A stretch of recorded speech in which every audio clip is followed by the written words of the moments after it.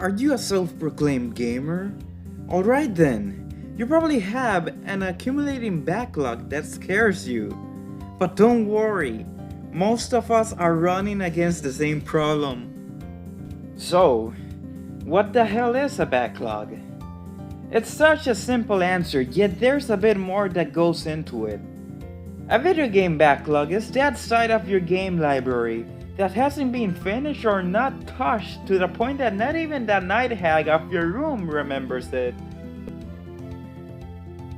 Fact is, you might have at least one game from your childhood lying around that you haven't finished.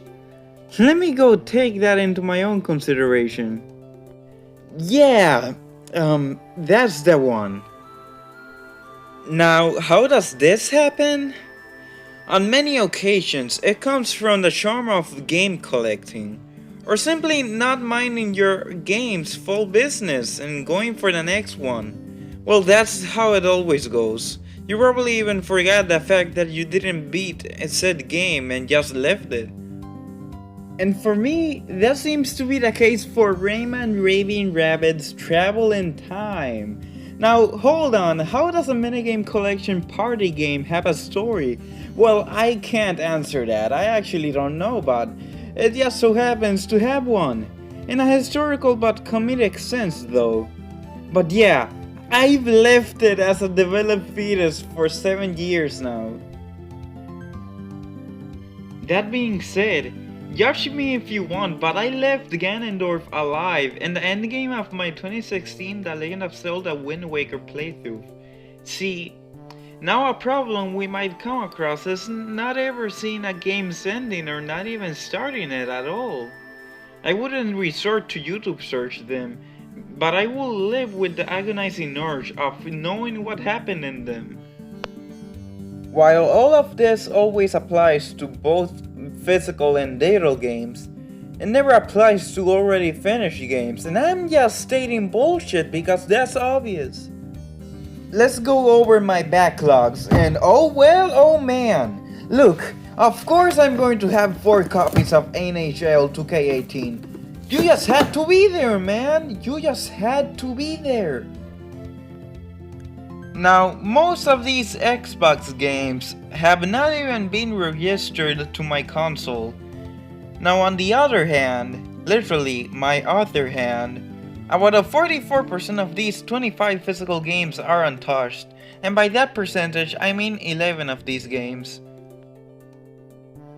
Now, as I mentioned in the start, you're probably facing the same thing. My only nitpick will be that I find better to play let's say it's better to play 8 12-hour games rather than playing 8 80+ hour games.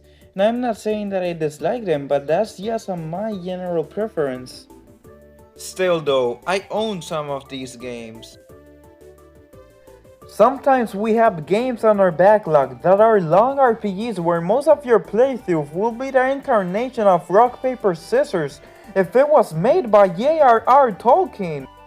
Or even a simulation game where you tell the story yourself, such as Minecraft. Now those are some games that steal a lot of your time. I can't imagine how the rest of my game library will be if I agreed to play Final Fantasy XIV that a friend recommended me. There's no way that I'll be agreeing to what howlongtobeat.com shows me that it has over 1,000 hours in average main story playthrough time. And that's not even counting the hundreds of hours in expansions. It isn't a bad game though, not at all from my understanding, but I'm just not in for it. It is just what I am pointing out. Anyway, you probably now get the deal with it.